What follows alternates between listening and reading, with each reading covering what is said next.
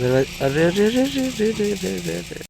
भाई साहब लंबी दूरी का तो ठीक है, बट रानी खाना बहुत खाती है। चलो घिसते हैं थोड़ा गाड़ी को। Good morning guys. अभी पता तुम्हें टाइम क्या हो रहा है? टाइम हो रहा है तुम्हें सुबह के 4 बज गए। एक्चुअली मैं सुबह के 3 बजे जगा हुआ हूँ और मैं इंतजार कर रहा हूँ कि थोड़ा सा फ्रेश हो जाए, क्योंकि मैं रेडी हूँ आज फिर से एक यात्रा के लिए, जो कि घर जा रहा हूँ मैं। तो ये इस बार मैं थोड़ा लंबा रूट लेने वाला हूँ, 305 किलोमीटर का। बैग रेडी है, इस बार ज़्यादा सामान नहीं है क्योंकि बस 2-3 दिन के लिए जा रहा हूँ, शादी अटेंड करनी है मुझे। ये बैग हेलमेट्स वगैरह सब कुछ रेडी है। और अभी बाहर का मौसम देखो, बस मैं इंतज़ार कर रहा हूँ कि ये अंधेरा थोड़ा सा कर जाए, क्योंकि देखो इस एरिया में नए हैं, हम निकल तो जाते हैं अपने एरिया में होते तो, बट इस एरिया में नए हैं और पूरी की पूरी हाईवे जस्ट स्टार्ट नहीं हुई। थोड़े से लोकल रूट से मैं क्रॉस करूँगा, तो मैं कोशिश कर रहा हूँ कि थोड़ा फ्रेश हो जाए, ताकि मैं जब निकलूँ तो कोई दिक्कत ना हो, कई तरीके की प्रॉब्लम्स होती हैं वो ना फेस करूँ। सो यस भाई, इस यात्रा को शुरू करने से पहले ना बहुत कुछ सोचना पड़ जाता है, बहुत कुछ, क्योंकि हिम्मत लगती है सबसे ज़्यादा। भाई पता है तुम्हें, 300 किलोमीटर सोच के मेरे दिमाग खराब हो जाती है, बट फिर हिम्मत देख चलो खींच लेंगे, चला लेंगे। तो लेट्स गो। आज देखते हैं कितने टाइम लगने वाला है। थी निकल जाएंगे, आधा घंटे निकल जाएंगे, 5 बजे निकल जाएंगे। निकलते फिर बताते हैं आपको। And this is my outfit, क्योंकि गर्मी पड़ने वाली तो चश्मा ले लिया और पूरा फुल स्लीव पहना है मैंने, और नीचे ट्राउजर्स डाला जो कि आराम दी हो। देखो लुक एट दिस। थोड़ा ढीला डाला रखा है ताकि ट्रैवल में ज़्यादा परेशानी ना हो और पूरे दिन में आराम से टॉयलेट कर पाऊँ, टैनिंग ना हो और गर्मी ज़्यादा ना लगे। इस चक्कर से मैंने फुल शर्ट्स डाले, क्योंकि हवा लगती रहती है बट धूप का असर होता है बॉडी पे। So let's go. अभी लगभग 4:30 बज गए, 5 बजने को तब जाके फ्रेश हो चुका है। बस भाई इतना सुबह सुबह कुछ ना मिले तो हम बिहारियों की जान सत्तू पी और निकलो। सत्तू मैंने मुड़ा करके घूर लिया, पी के निकलते हैं अब। तो वैसे कुछ ऐसा है, अभी इतना फ्रेश हो चुका है। लेट्स स्टार्ट द ट्रैवल और देखते हैं कि जब तक सुबह होती है 7 बजे तक कहाँ तक हम जा पाते हैं। Let's go. ओके, तो अर्ली मॉर्निंग देख लो, अभी 4:55 हो गए और फ्रेश कुछ ज़्यादा ही हो चुका है। Let's go.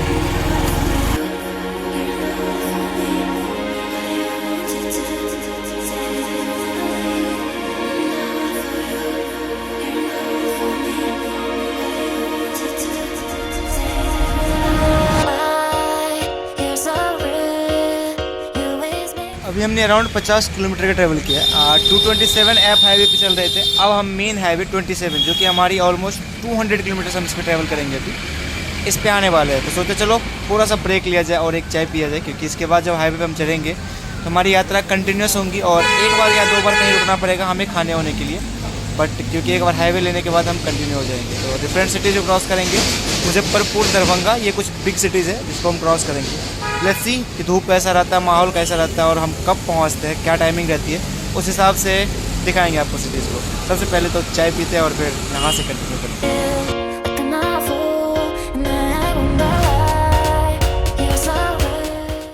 सो गाइस, ये है बाइक और ये है हाईवे, और ये हाईवे नंबर 27 है, जो कि पूरे इंडिया को ईस्ट टू वेस्ट जोड़ती है, यहाँ से वहाँ। बहुत लंबी हाईवे ये।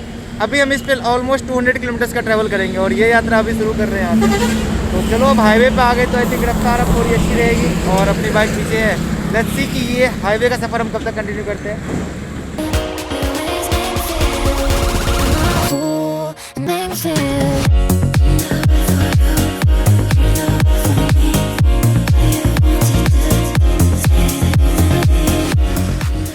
चलो भाई, बहुत लंबी सफ़र हमने तय कर लिया। ऑलमोस्ट 163 किलोमीटर हम बाइक चला चुके हैं और अभी करंटली हमें दरभंगा में। और देखो मॉर्निंग से निकले तो कुछ खाने को मिला नहीं है, बस एक चाय जो पिया था मैंने, वो चाय पिया हुआ अभी तक मैं हूँ। और दरभंगा सिटी में भी नहीं है, थोड़ा सा आउट, क्योंकि हाईवे थोड़ा बाहर तो रहता ही है ना। तो बस एक छोटा सा मार्केट है यहाँ पे, अब इस मार्केट के पास रुके हैं कुछ खाने को। सामने कुछ बिरयानी की शॉप्स वगैरह दिख रही है। लेट्स गो, देखते हैं कुछ मिल पाता है तो ठीक है, नहीं मिलेगा तो फिर कुछ और खा के निकलना तो पड़ेगा यहाँ से। बट अब भूख से यार मन नहीं कर रहा है बाइक चलाने का, भूख के कारण। तो लेट्स गो, कुछ खाते हैं पहले, इसके बाद फिर देखते हैं आगे कंटिन्यू क्या होती है यात्रा। चलो भाई, सोचा सुबह सुबह समोसा वगैरह खाने से तो बेटर है कि तुम मील खा लो, बिरयानी खा लो, भोजन भी हो जाएगा। और फिर अभी आगे 100-150 किलोमीटर चलाना भी है, तो कहीं ना कहीं रुक के खाना ही खाते। तो चलो थोड़ा देर का ब्रेक लेते हैं यहाँ पे और इट्स ओके। इसके बाद करेंगे कंटिन्यू लगातार, फिर 150 किलोमीटर चलाना भी है, घर जाके कुछ खा पाएंगे इसके वापस। तो चलो तब तक थोड़ा रेस्ट करते हैं यहाँ पे और कुछ एडिटिंग करके हटा लेते हैं। थोड़ा सा आराम करना जरूरी, क्योंकि सीट पे बैठते बैठते अब बैक में दर्द शुरू हो चुके थे। अब देखो अभी क्या सीन है कि दरभंगा के एक हाईवे पे हमने रुक के भी खाना खाया और उसके बाद फिर हमने हाईवे का ही रुक किया। पता है एक क्वेश्चन आता है बार बार कि हमेशा हाईवेज ही क्यों, हम लोकल रास्तों को छोड़ के हाईवे ही क्यों चूज करते हैं।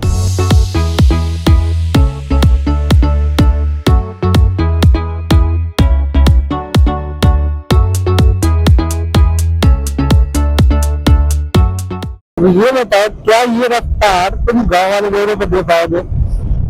भाई साहब यहाँ तो मौसम का अलग ही मूड लग रहा है मुझे, क्योंकि आसमान अगर तुम देखोगे तो यहाँ पे बादल पूरे अच्छी तरीके से छा चुके हैं। मुझे तो लग गया था कि गर्मी अगर पड़ेगी तो बहुत दिक्कत होगी, बट गर्मी तो नहीं है। बट अब थोड़ा बहुत डर लगने लगा कहीं कि बादल इतने ज्यादा है ना, तो फिर डर लगता है कि यार बारिश ना गिर ले, क्योंकि बारिश ने अगर गिर लिया तो हाईवे पे कहीं पनाह नहीं मिल पाएगी उन्हें, और फिर मुश्किल हो जाएगी, भीग जाएंगे हम लोग और क्या। चलो घींचते हैं थोड़ा गाड़ी को और फिर बताते हैं आगे आपको कोई सिटी आती है तो।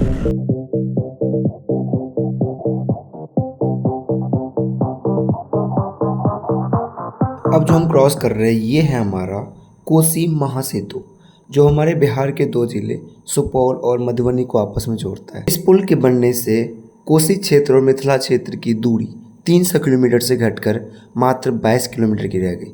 अब ऊपर जितना सुंदर ये ब्रिज है, इतना ही रौद्र रूप माँ कोसी इसके नीचे अपना बहाव करती है। हम आजकल जब गुजरे तो इंजीनियर्स की रफ्तार तेज़ हो गई थी, क्योंकि कोसी में पानी तेज़ होने वाला है। आप इस एक बांध के इस साइड में रहने वाले घरों को देखिए। आप सोचिए कि माँ कोसी का एक रौद्र रूप और इनका रहना पूरा दुभर हो जाएगा। तो बस कुछ ऐसी ही लाइफ हमारे बाढ़ पीड़ित एरियाज कोसी क्षेत्र में चलती है।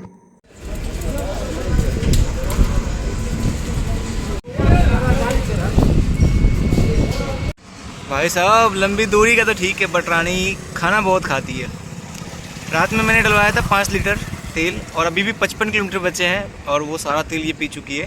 तो अभी हमने फिर से फ्यूल डलवाया है और मुझे लगता है 1 लीटर और जाएगा, तो यानी कि 6 लीटर तेल पीती है ये। 50 का एवरेज अभी दे रही है। बाकी पता है फिर भी इस गाड़ी का एवरेज बहुत अच्छा है। सोचो अच्छी खासी स्पीड हो तो SP is the best right now, इसलिए बहुत ज़्यादा बिक रही है। लोगों को 60 का माइलेज भी मिल रहा है, बट मुझे तो 55 तक मिला था, अभी 50 मिल रहा है। बट या दैट इज़ गुड कि ये 7-8 घंटे, मेरे को लगता है कि 1-2 घंटे में मैं पहुंच जाऊंगा। 2 घंटे लगेंगे क्योंकि मैं हाईवे से उतरूंगा तो फिर लोकल रूट होगा तो थोड़ा लंबा समय जाता है, उधर 30-40 की एवरेज हो जाएंगी, तो 2 घंटे और लगेंगे मुझे घर जाने पे। यानी कि आज मैं 2 बजे तक मैं भी घर पहुंच जाऊँ, 2-2:30-3 तक maximum. Let's go. Welcome to my village guys. देखो ये होता है गाँव, जहाँ सड़कें तब तक नहीं बनाई जाती है जब तक सड़क में कोई सामान नहीं जाता है। देख रहे हो यहाँ पे पानी आती है और ये पुलिया है, यहाँ की पुलिया क्या मिट्टी है।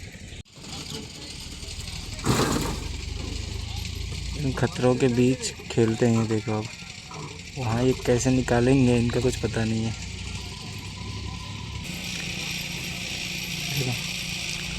उस साइड से उसने सपोर्ट लगाया ताकि पलटे ना गाड़ी, अदरवाइज अरे अरे अरे अरे अरे अरे अरे।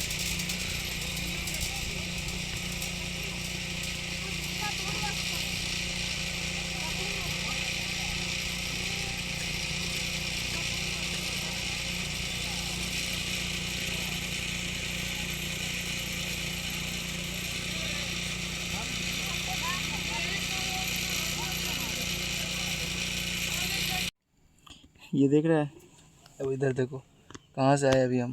यहाँ पे 1.5 फीट पानी होगा मिनिमम, यहाँ से वहाँ लगभग 20-30 मीटर। ये मेन रोड है। देखो अराउंड 2:30 बजे हम घर पहुंच गए थे, बट घर आके चैन कहाँ मिलने वाला है। घर आके पता चलता है, मम्मी बोलती है कि एक निमंत्रण पुरने जाना है। देखो रिश्ते निभाने पड़ते हैं गाइस, रिश्ते ऐसे नहीं रह सकते, रिश्ते बहुत बना के चलने पड़ते हैं। अभी मैं जा रहा हूँ पापा के बुआ के बेटे यानी कि पापा के फुफेरे भाई की, उनकी बेटी की शादी है। मैं कभी गया नहीं था तो मैं ठुट्ठी जा रहा हूँ अभी। वहाँ पे एक कैनाल है, बहुत ही सुंदर सा कैनाल है, तो वहाँ पे चलते हैं। उसके बाद तुम देखो लोकल मैप्स किसको बोलते हैं लोग, यहाँ पे देखना एक बार। यहाँ पे कुछ अंकल बैठे हैं, उनसे पूछेंगे। ठुट्ठी जाला कौन रास्ता पकड़ लालमोहर भगत पुला पार के चलो। और गाँव में तुम्हें मैं बता दूँ सबसे बेस्ट ये होता है कि तुम किसी का घर पूछ दो, ये एग्जैक्ट लोकेशन बताएंगे कि 2 घर के बाद इनका घर पड़ेगा। हम गए, शादी अटेंड करी हमने, खाया पिया मस्त। और एक्चुअली रात में रुकना पड़ा तो हम रात में शादी वहीं पे देखने लगे। और गांव की शादी में मुझे बहुत ही फनी पार्ट लगता है इन सब चीज़ों का।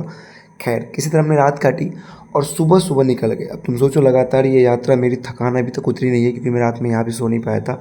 बट अगले दिन सुबह मैं निकल जाता हूँ घर। सुबह सुबह मैं लगभग 6 बजे अपने घर पे होता हूँ। बट यात्रा यहाँ रुकती नहीं, इसके बाद अभी यात्रा कंटिन्यू है।